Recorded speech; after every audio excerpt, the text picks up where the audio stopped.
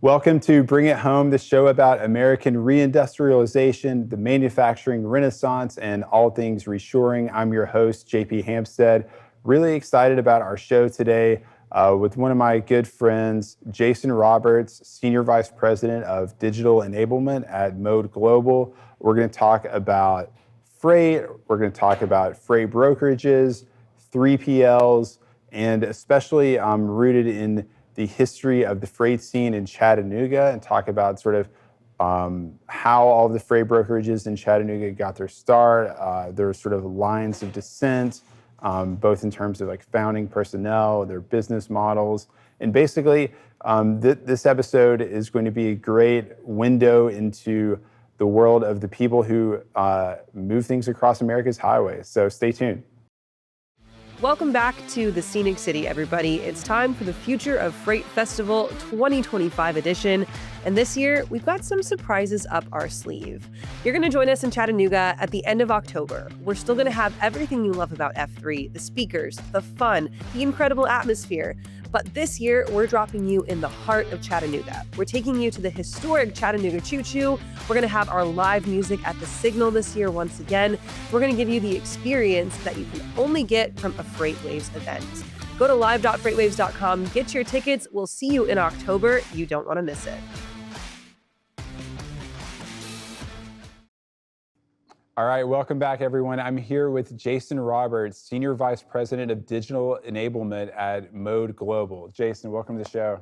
Hey, appreciate it, JP. Glad to be here. So today we're talking about an industry that's very near and dear to my heart. When I first started as a journalist at FreightWaves, it was covering the freight brokerage industry. For those of you in the audience who may not know what that industry is, these are people who basically arrange trucking transportation. There are hundreds of thousands of small trucking companies in the United States. There are a few, maybe a few hundred giant mega corporations that move most of the freight. And the freight broker's job is to figure out how to connect all of those little trucking carriers with the freight that they need and make a little bit of money while doing so. Is that about right, Jason? Anything you have to add to that? No, I think that's a pretty fair assessment of the industry and kind of what freight brokerages do. I mean, one of the things that I would say is this is an industry that's grown immensely over the last 20 years in particular, and really leading up into the pandemic.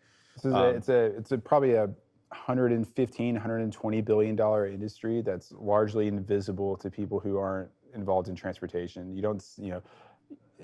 People see trucks on the road, but they don't see the floors of carrier salespeople pounding the phones, right?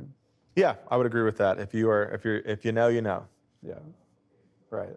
So one of the things that we'll always kind of talk through and why there was this space and place for this to exist, right, was because of just the sheer size and scale of everything that needs to be moved across the country. And kind of the way I'll try to explain it to, let's call it friends that, when we first got into the industry, like, well, what's logistics? What's a freight brokerage, right? It's like, hey, we're moving, we're kind of this middleman who we're connecting shippers with carriers, relevant carriers to relevant shippers. And we would kind of think about that as, look, hey, Walmart, right? They only have so many trucks, and supply and demand, that's always going to have peaks and valleys, and there's always going to be a time where they need to reach out, they need to get product moved, and they don't have enough assets on their own to do that. What we've been able to do is leverage relationships with a myriad of customers, right? So if I have 100 customers, I can leverage my carrier network, right? Because a carrier is comprised typically of a really small organization. So something like 90% of trucking companies, they've got about 2 trucks. Yeah. That guy's never getting in with Walmart because Walmart can't spend that amount of time to that many folks. So where we kind of provide value in that sense is, I have a lot of freight for him. I'm going to use that across my entire shipper network. And on the other side of that, right, I'm still going to go and leverage that carrier network to my shipper customers. Yeah, and so maybe you could think of like the ultimate origins of the freight brokerage industry in like the Motor Carrier Act of 1980 that deregulated deregulated trucking allowed trucks to simply, pick whatever origin and destination they wanted to run, set their own rates, and the industry was sort of off to the races after that. Prior to that, I think trucking was dominated by a very large, LTL carriers that would sort of grow by acquiring people that had licenses to run in certain lanes. After that broke apart, there was, a long period of fragmentation, and then you can think of freight brokerage as kind of sort of re-aggregating all the fragmented capacity and trying to efficiently utilize it.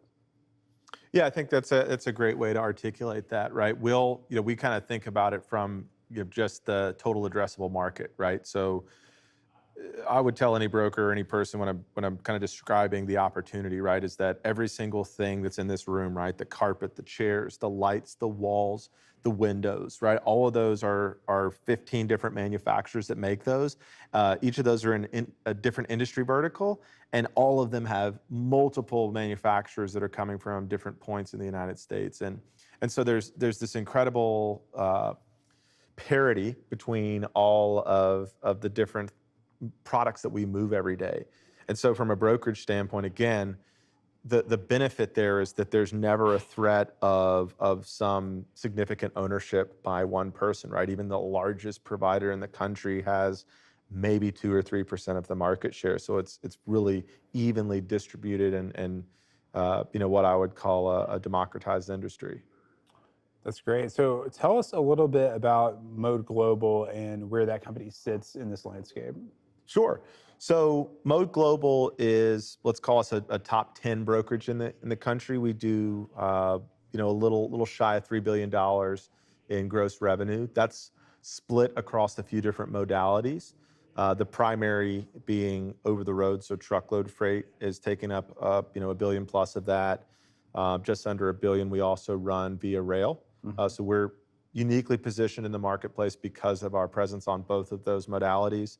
Also have a healthy LTL spend. We're a licensed MBO, so really we run every single mode: truckload, LTL, small as parcel, international, ocean, air. We're moving that freight any which way you can. And what do you do at Mode Global?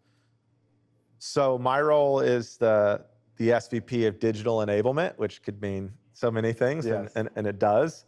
So I think my role is a bit unique to the organization. So Mode is a holding company. There's a few different brands underneath. And Avenger Logistics was a truckload company. It was a full service, what we call a cradle-to-grave, 3PL. We'll get into that in a minute. Yeah, and we were acquired about 5 years ago. And over the last few years, my role kind of changed from overseeing that operation to building out our digital ecosystem. And so really heading up our product teams, looking at where we can build out value-added services for our customers, and then really how can we create true operational efficiencies so that we can reduce our cost to serve. And a lot of that, of course, has been almost predicated by the current dynamics we've had in the market over the last several years. Yeah, so when you say cost to serve, in the old days, that basically meant like how long it took you to find a carrier, how many phone calls you had to make, or the kind of cajoling, or how much you had to pay the carrier to move the load. And a lot of that knowledge back in the day was sort of implicit. The broker would know someone who liked this lane, or they'd worked with a carrier who had expressed interest in this or that, or they knew that someone was empty in a certain market where they had a load. But all of that implicit knowledge, in theory, can be digitized and algorithmically sort of resolved, right? Yeah, so we've taken a lot of strides over the past decade, and really in the past 3 or 4 years in particular, just from a technology standpoint and from a capability set. So today, right, again, what we're bringing to the table when we're going to market and what our value prop is to a shipper is that embedded knowledge, right? And we do harness that today very differently, right? Uh, 15 years ago, that was, some yellow notepads. Maybe you had a spreadsheet. Maybe you had your list of carriers that you called and you knew specific regions on who to call first. Now all of that is harnessed inside of our systems, and we can quickly understand and know, right? If it's this customer, if it's this lane, we know exactly who to call. We're running what we would call waterfall tendering or routing guides, very similar to what a shipper may think about on their procurement events, where again, I don't just know who my first guy to call is, I know who my next 10 guys to call are if those first 9 aren't available. And in theory, how the price changes the further you go down that list, and things like that. Yeah, absolutely right. We run in an industry that is, very margin conscious, right? We don't operate off of 30% or 20% margins as an organization and as an industry, right? For years and years, that 15% mark's kind of been The industry rule of thumb, standard, yeah. right?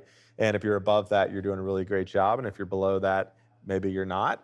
But again, we're also victim to the pressures of the freight cycle, which, has seemingly been independent of the economic conditions that we've been under as a country, right? Yeah. For those of you who don't know, trucking is sort of a boom and bust industry. There's very little barriers to entry to someone, either getting a CDL or getting a lease, a loan to buy a truck or financing a truck. And so when rates are really high, capacity rushes in. Eventually, the market corrects.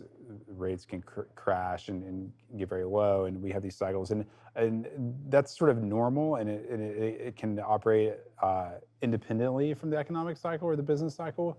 But the whole COVID thing really distended it, and we had a crazy high multi-year boom and then a crazy low multi-year depression. But before we get into the effects of the pandemic on freight brokerage, which I think are actually really interesting and have forced a lot of change, I want to rewind a little bit and talk about your story in the Chattanooga freight brokerage scene. Of course, there are freight brokers in pretty much every city in America. Chattanooga has a bunch of them. So I kind of want to hear about how you got started in this industry. Yeah, so I think it's really interesting to kind of talk about what happened in Chattanooga, right? Chattanooga is a mid-market city. Yeah. We're not Chicago or Detroit or LA, right? It's a smaller city, not terribly small, not terribly large. And there's, if you looked at a per capita of freight brokerages here, right, we're pretty saturated. And that happened because of a couple of reasons, right? There was, Access America was kind of what brought everybody into the freight brokerage scene in Chattanooga. But there was a lot of asset-based companies here as well, just because of our central location, right? Something like, I think, 70+% of the United States can be reached within a 24 hours drive from here. So you had a lot of these trucking companies also have offshoots. And I got into the industry on accident, which is how most people end up in this industry. I don't think anyone, starts off saying, hey, I'm going to go into logistics.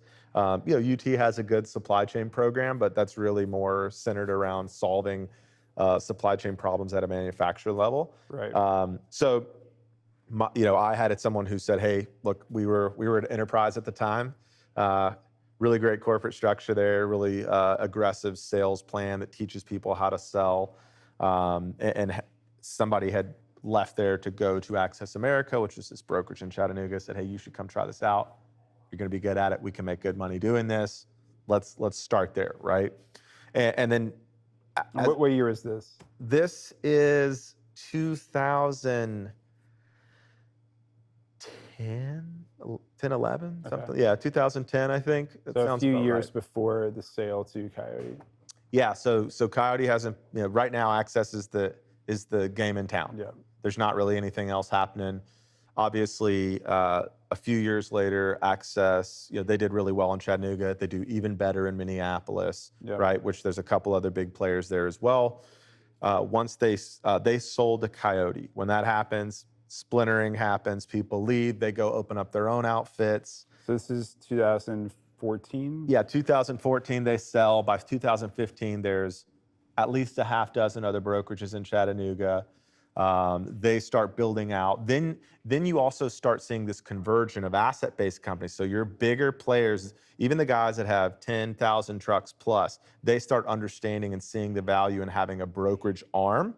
And so they also start opening up brokerage. The U.S. Express, Covenant, people like that. Yep, U.S. Express, Covenant, KCH, Cowan at the time, right? These guys all start opening up brokerages as well. So now you're starting to build this industry out within the city. Then Coyote sells to UPS. Even more people leave, right? There's liquidity events, there's exits. More companies open up. So then you continue to start seeing more and more companies, and everybody, if you go to any one of these companies, right, there's always traces of that DNA where somebody, more often than not, one of the founders was either at Access America or Coyote at one of those, at some point in that life cycle. They take the knowledge that they had, they bring that, maybe they throw a little bit different into their comp structures and models at the new place, and then they continue to build that out. And it's really why we've seen just such a emergence of freight brokerages within the Chattanooga scene. That's great. And so in your role in this, tell them about Avenger and all of that. Sure. So, I was at Access for a little while, worked for a couple of asset-based companies after that, eventually landed at Avenger, kind of worked my way up, eventually becoming the president of the organization. And what kind of revenue was Avenger doing? They were about 100 to 150 million at that time. That's a pretty big range, but we had, again, it was a younger company. When I got there, there was probably a dozen people. I think that year was something like 26 million. And then we grew really rapidly. And then the owner of the company, right, was looking for an exit plan. So I helped him take the company to market, learned an incredible amount about all things finance as we went to market. We were successful, but there was not without turmoil there, right? Because we went through a sales process during COVID. And in fact, we're almost, our organization almost looked very different. But COVID hit in the middle of a sale. And so when that happened, obviously, everything changed. Because it was almost like, oh God, like, I remember in 2019 when we were watching, I guess, very end of 2019, beginning of 2020, we were watching like the news out of China, and they were like, there were people trying to sort of get a view into this economy that can be very opaque, right? And they were looking at like, looking at satellite imagery of like highway traffic and seeing how like profound and draconian like the shutdown was over there, and kind of panicking about the U.S. and like, if that happens here, like, is everyone going to go out of business? But that's not exactly what happened to freight brokerage during COVID, right? Right. So for a moment, it did, right? Yeah. So when this happened, we were at a trade show in Las Vegas when they shut it down. They shut the trade show down mid-show. Everyone has to evacuate Las Vegas, which, as you can imagine, was. This was in like March. Yeah, this was in March, early March. They shut the show down. Everybody has to evacuate. The entire city evacuates. All the hotels in Las Vegas shut down. It is. How did you even get out? It was a nightmare, an absolute nightmare. And once we get home, right, and now everything's shut down. Like all of our manufacturing facilities have shut down. We're having to make really tough decisions really quickly, right? There's some infrastructure companies still working, but our business ultimately, for the next couple weeks, 60, 70% in half, just chopped. We had to make moves quickly to make sure that the company stayed afloat. A lot of layoffs, a lot of tough conversations. And then, a couple weeks later, it just was an absolute springboard, right? Yeah. And we try to bring everybody back as much. We bring most people back. There were some hard feelings for some, which was understandable, and then it was off to the races. So the demand was so pent up for that period of time. And it was being stimulated by the government. Right. So that's, you think about, you hear this some in the market now where people are worried about some froth, but back then there was no question, right? This was a regular term that people were using, and it was, right? There was all this stimulus that was being injected into a marketplace that already had pent up demand, inventory issues, inventory that they wanted to get cleared out. And so it became this unbelievable opportunity for everybody in transportation, freight brokerages, railroads, truck drivers, right? And in fact, it's why we're where we are today. So during this period of time, people saw that, containers across the ocean were 20 times more than what they normally, insane prices that were normally $2,500, $3,500. Yeah, at the top end. It wasn't ridiculous to hear $50,000 for one container. That there's hundreds of these on these vessels that are coming over, and everyone was fighting for allocation. And so what we saw was this incredible glut that happened across all modes. You saw companies try to add assets as quickly as possible, add headcount as quickly as possible. And there was the new entries as far as truck drivers went was unprecedented. I remember seeing stories about brokerages in our region with like hiring classes of like 250, 400 people at a time. Our running joke was kind of, there's always some level of healthy competition, is that there were folks where it was like, hey, if they can breathe, I at least want to interview them. And it really was this position where we couldn't hire people fast enough. We had to react so quickly on how can we train people to get this done as quickly as possible. And again, we were not prepared. And was the bottleneck for you guys? It wouldn't have been in sales necessarily. It was in covering freight. Absolutely, right? Yeah. The sales part wasn't it, right? At that period of time, the value proposition to a customer was pretty easy. I have capacity. Yeah. You need capacity, and they didn't. There wasn't a huge barrier of entry, right? Yep, I need you because no one else is getting this done the way that I need it to get done or as quickly. You had these opportunities that you wouldn't have otherwise had from very large organizations that normally have pretty structured and rigid onboarding process. But likewise, we also have onboarding processes, right? We have evolved as an industry where everyone isn't just getting trained or the hope is that people aren't, hey, day 3, you're making cold calls to a customer, right? We're trying to teach people and set them up for success. But in this scenario, it's like, hey, I need someone just to cover freight because this is not about whether or not I can get the freight. Yeah. I just need somebody to move it. And so we weren't prepared as an industry to deal with that. We didn't have the technology tools that we have today, even just 4 years, 5 years later. Right, to automatically match. Right, and that's where you started seeing this recognition then. Some people started investing right then, and then in the next 48 months, you really started seeing a shift in how we thought about people, process, technology. Yeah. And so after, I think it was about the end of the first quarter in 2022 when the winds really started shifting and demand receded, and we still had tons and tons of people, driving trucks on the highways and also, occupying desks at brokerages. The industry went through like a really sharp correction, lots of bankruptcies, layoffs, et cetera, et cetera. How did that change the way that brokerages make money? I mean, typically, when I think of a freight brokerage, I think of someone who tries to sell high and then buy low, right? You say, Walmart, I can move your freight for $2 a mile. And then you try to find someone who will actually take the load for 180 or 190 or whatever it happens to be, and then that margin becomes the broker's like net revenue, and that funds all of your operations and your people and et cetera, et cetera. What kind of pressure were you guys put under when the market flipped?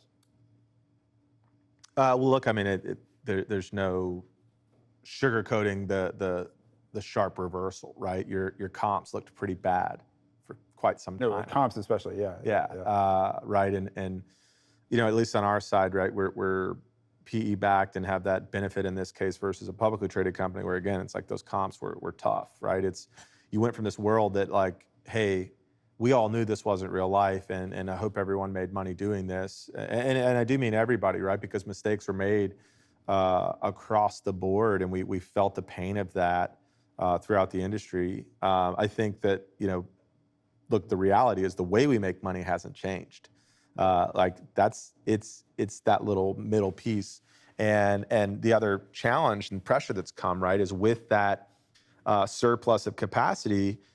Look, these are also carriers that made a lot of money and started investing in technology, right? So people are looking, the eyes on the glass are looking at the same rates as far as like what should a benchmarked rate be, what should the market rate be, right? So that band of variance became tighter and tighter, and so your competitive advantage would also, theoretically become slimmer. So the brokers traditionally had a sort of an information advantage, or they exploited like an information asymmetry where, the people with the freight, the large retailers and manufacturers, didn't necessarily have good visibility into prevailing market conditions in every geography that they needed to operate in.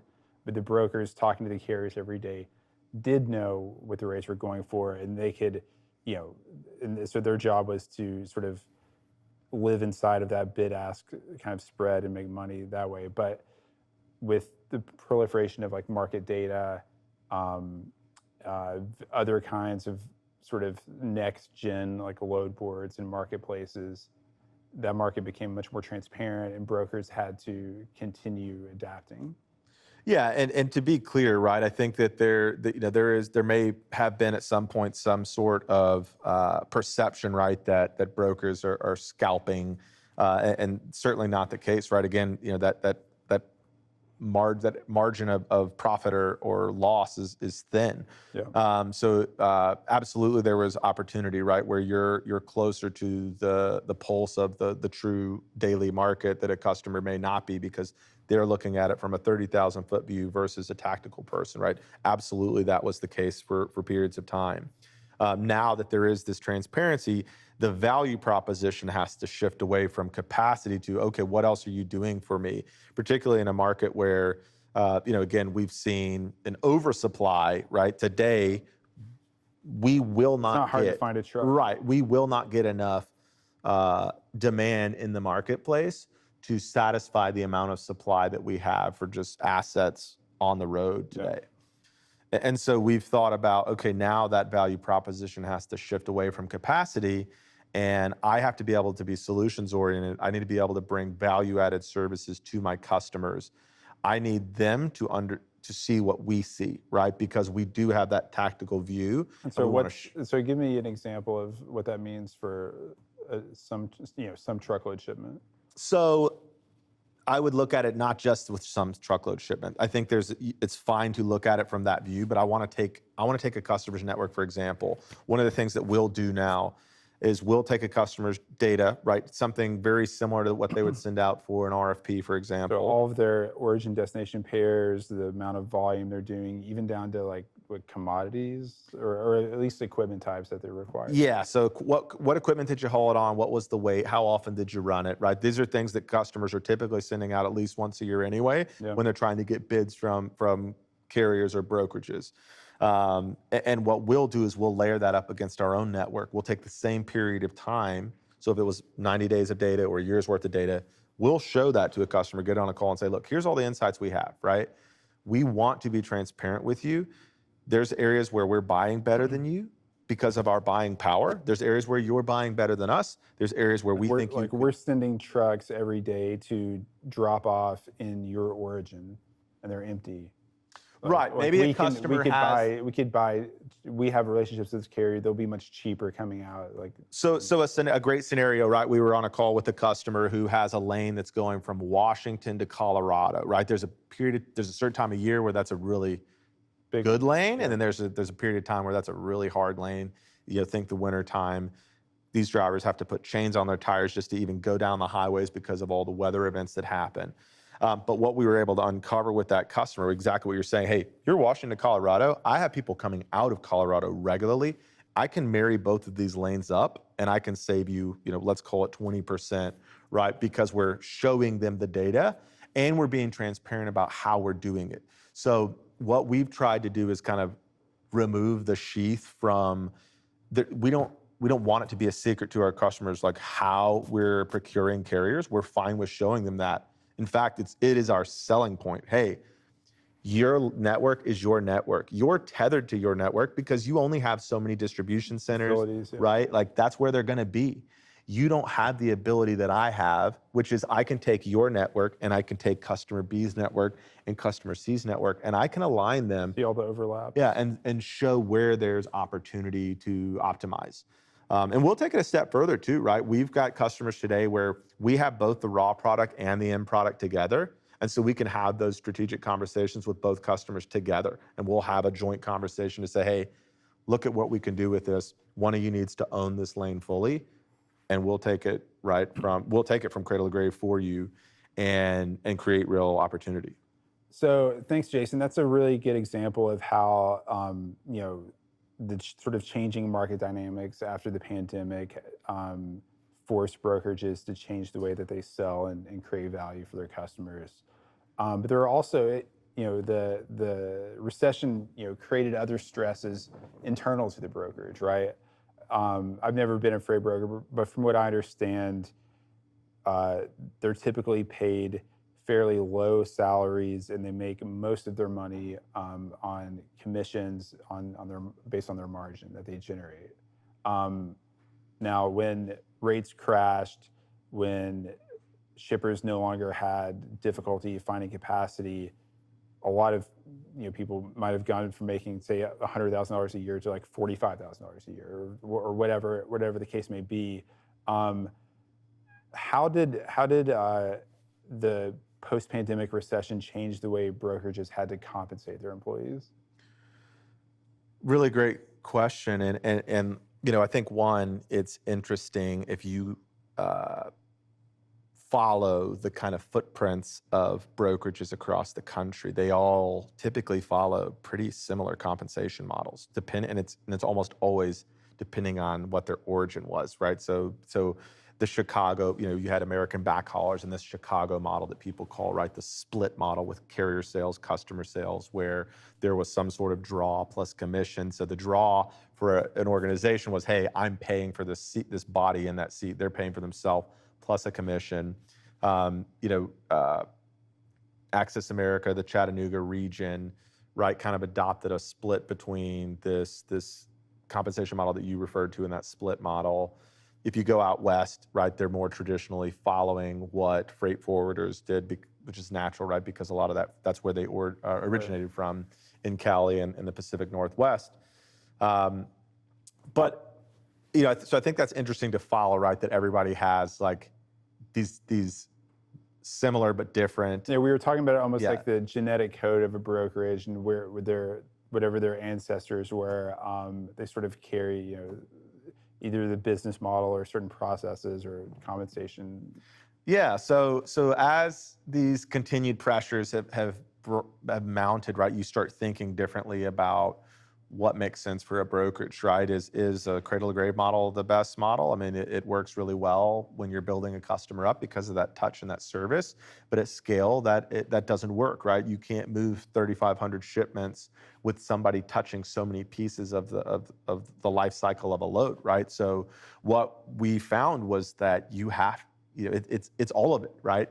It's what is the customer's needs, address what that customer's needs are, and we're going to scale an operations team that is suited to that customer, right? If it's heavy volume, that's a different model than, hey, we want you to build this and kind of eat what you kill, right? That's that more organic, early level. Yeah, well, tell me about, so I get the difference between cradle to grave in Chicago, where like cradle to grave is, I win I make a bunch of calls to customers, I win the freight, and then I'm moving the loads myself. And then once I get to a certain volume, maybe I'm adding some people to help me like move the loads to my like pod or whatever. And I understand, that contrasted to the Chicago model where you've got people bringing in freight, that populates like an internal load board, and then you've got carrier salespeople just picking loads off the board and calling carriers and sort of in competition with each other to get the best buy rate for that particular load. But what's really the difference between building an operations team to serve a customer and cradle to grave? Because a cradle to grave pod kind of sounds like an operations team to me. So cradle to grave pod, right? Like they are doing all those things and they're doing it regularly, right? So they're prospecting customers. They're trying to get customers in the door. They're doing they're cold calling. They're building their funnel from a sales standpoint. They are also, when they have the loads, a lot of times they're also pricing the freight. Maybe they're at a place where they have someone pricing it for them, but then they're going and finding the carriers for those as well. They're building the loads, booking the loads, right? They're touching every piece of that.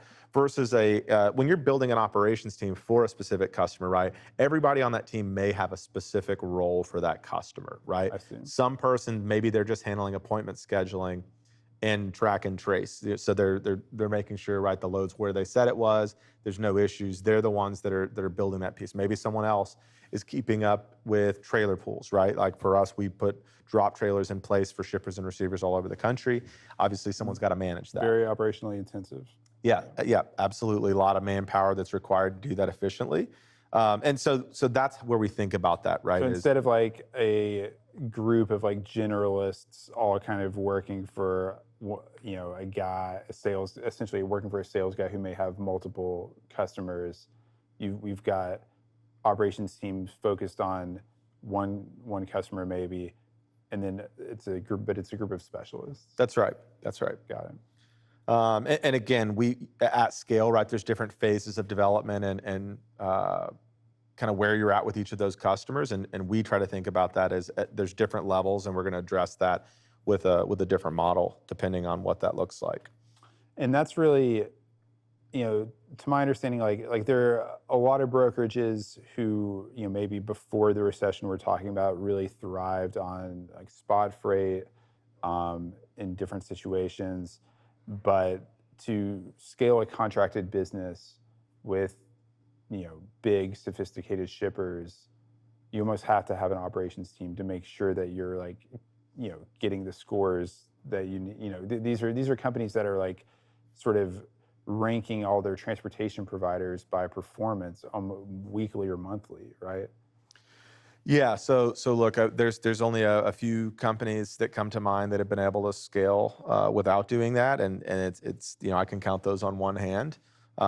Where we've seen success is exactly that point, right? We know that, and especially in this market, right? We talked a little bit about this freight recession, right? And I think it's important that people fully understand and appreciate that, right?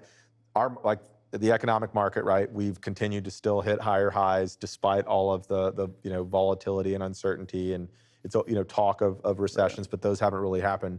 Meanwhile, in the freight world, for the last 3 years, we've continued to see prices continue to come down from a general cost standpoint, right? And as we've thought through that, again, it was about like how can we create value. And so because there's so many trucks in the capacity in the marketplace, right? Customer service scores, right? Their routing guides are pretty well taken care of. Most people know what's at stake. So these guys when customers have a routing guide that's at like call it 80 or 85% versus today, most are going to be at closer to 95%. In almost all cases, it's because a carrier has made a choice to not take that load. And when they don't, there's only two reasons to not take that load. Either there really was something going on with that truck with a blown turbo, okay? Or they went and got something that made more money. Yeah. And in that spot market in particular you talked about, there was such opportunity where you really had folks that did, that might be, it wasn't a short-term thought. They looked at how much would I make with this customer for 1 year if I held to these contracts that I have that are outdated, they don't address the current market volatility. I could come off of these and just go and take spot ad hoc freight, rejected loads or unplanned shipments, and I'm going to make 4x what I was going to make on this contract, which also means I can do 25% of the loads I was going to do and still make the same amount of money. When that happens, They become easy decisions for people. So I don't knock brokerages and carriers for doing that when it happened. Right. But again, now we're in a different scenario where you have to perform. That's table stakes. On-time pickup, delivery, full visibility, all of that's table stakes now. So today it is about, well, what else? What else are you going to bring to the table? Because I have no shortage of people knocking on my door, and I'm decently happy with my service right now. Right. So I think we're about to get into compensation for like operations teams or that. Did you want to follow up on that? Yeah, so now we've thought, but traditionally we kind of thought through like it was margin dollars, right? That was the name of the game.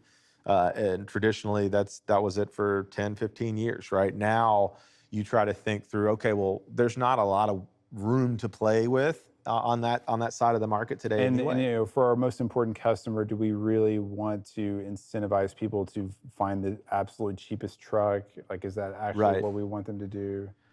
So now what we think, you had this blend, right, within an organization, at least with one of our size and scale, where yes, there are some people that still make money off of margin dollars, but there's also entire groups that say, hey, you know what, instead, we're going to give you a really competitive salary. And what that allows for us to do is it allows us to think strategically about our customer journey, right? So does that mean that what that means is that person that's making a salary, well, they're still going to service that load, right? Whether we made $1, $10, or we lost $100 on it, right? It doesn't, they're incented to serve that customer. And so the comp structure is really more centered around strategic goals for those groups, right? Hey, we're going to pay you a bonus at the end of the year if you can increase your volume with these 3 customers by X%, right? Because we want, if the goal for that customer is, hey, we want to get market share because we're trying to show that customer, one, that we can handle the volume, and we will do that without a loss of service, and because we're trying to create a more strategic partnership with them. So we have seen that shift over the past several years, where now we start identifying, again, just like that operational team, well, this requires a different touch, and we need it, like, no matter what, people do what they're incented to do, right? Like that's human nature. Just like you'll shortchange or you'll take a shortcut if you can get away with it. It's human nature to do that because you're not being punished if you don't, right? Same way, if we want to drive the right behavior, you have to incentivize that behavior. So we found that, again, let's put specific goals targeted around the customers that you manage today. That's going to drive long-term value for our organization and for our customers. That's really interesting to hear. We should also talk about the technology piece. There's been sort of a long-standing dream in freight brokerage that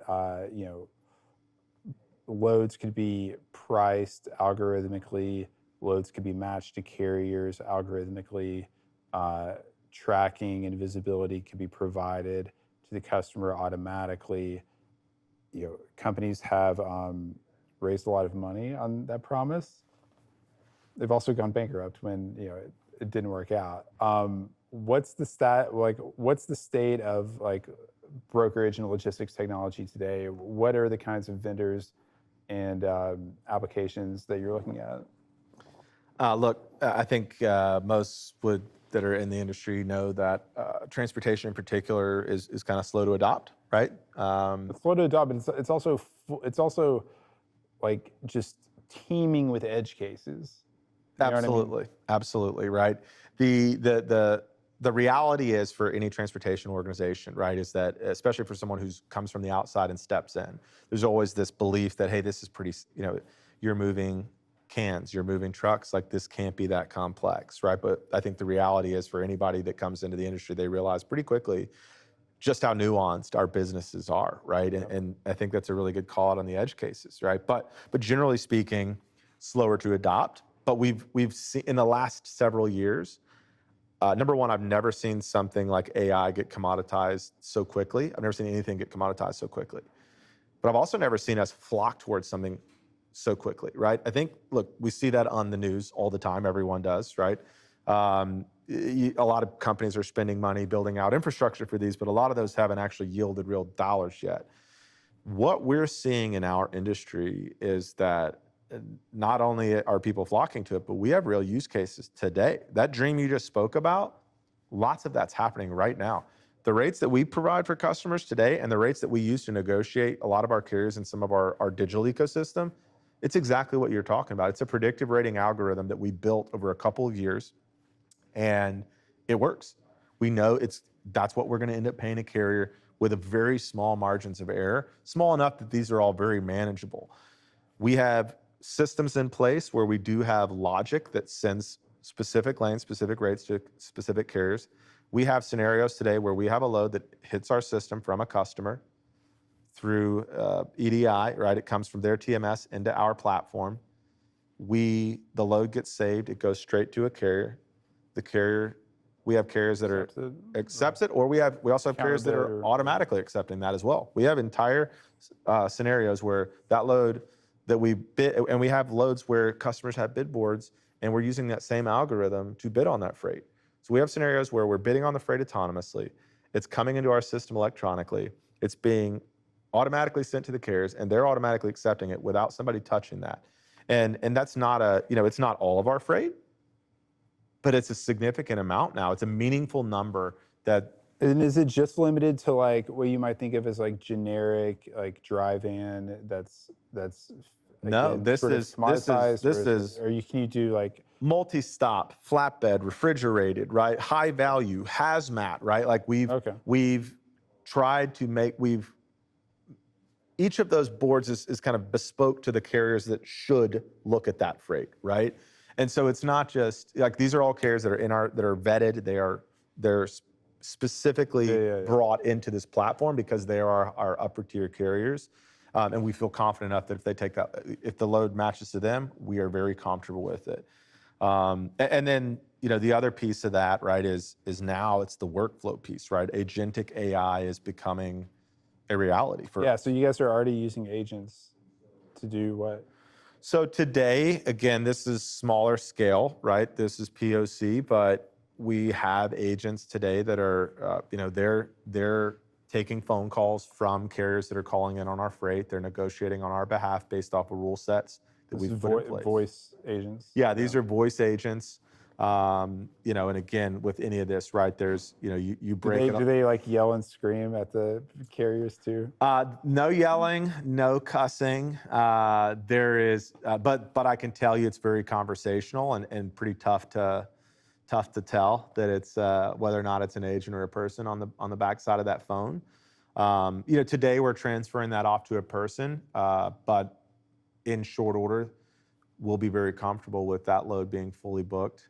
Again, it's what we're trying to think about is there is some things that can be automated, right? We don't think everything can be. We don't think relationship management will ever be AI, right? I think that piece is real on the carrier side and on the customer side, right? But we all have this portion of freight that we could and we want to automate, right? Because that's where we talk about that reduction of cost to serve, right? Right. It's all about like loads per broker per day, and to some degree. Well, what I actually think will happen, and maybe this is 3 or 5 years, but what I think what you'll start to see for brokerages and maybe just across the industry in general, is you're going to have, that number you talked about, right? I don't think you're ever going to have like people hiring 200 people in a hiring class again. I think what will happen instead is you're going to get 20 people, and they're going to get paid a 6-figure plus salary, and they're going to have. They're going to be managing agents.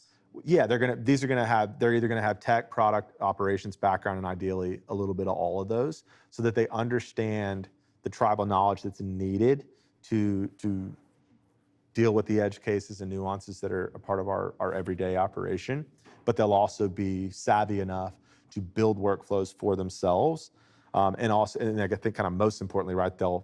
When something goes bump in the night or there's an issue, right? They're going to recognize that something happened that was wrong, and they're going to be able to act quickly on that. It's fascinating. Anything we haven't gotten a chance to talk about that it's on your mind, you have something to say about? Look, I think that, right now, I think what we're dealing with as a whole is I've found it interesting as I have a lot of customer calls, and this was just kind of more of like a general caution on my side. It's funny when people start getting comfortable how they'll slip back into kind of old habits, right? And we've seen some of that with conversations with prospective customers, where it's like, hey, well, things are going well, so we're going to go back to doing this XYZ thing. I'm like, well, that was working until it wasn't, right? So it's interesting to hear that dynamic. And the other thing I would just say is we're excited about the changes that are coming in the industry right now. We welcome it. We're embracing that. I think that shippers are also starting to see and understand that there's a different way to look at their supply chain. And I think the other thing that we've seen that we really are welcoming and I think is a sign of progress is that we now kind of act as consultants for a lot of our customers, and they're seeing us as a subject matter expert, right? Because of our position in the marketplace. And what we've seen is in those cases, we're able to start having more strategic conversations with customers to say like, hey, we can be your operational arm, or we don't have to be your operational arm, right? We're in a position now where what used to be the only value was I can move a load for you. We're not in that position anymore. I can move a load for you if you want me to, or I can just take your existing network and optimize it for you. I can be as involved or not involved as you want me to be. We're building out solutions that are agnostic of whether or not I need to be the one moving your freight. Right. I can show you what it looks like if we were to move that freight. I can show you what it looks like if our network was layered onto yours, or I can just take yours, right? And we've continued to see interest around that. And I think that's a big shift from what we saw from the last, let's call it 5 years.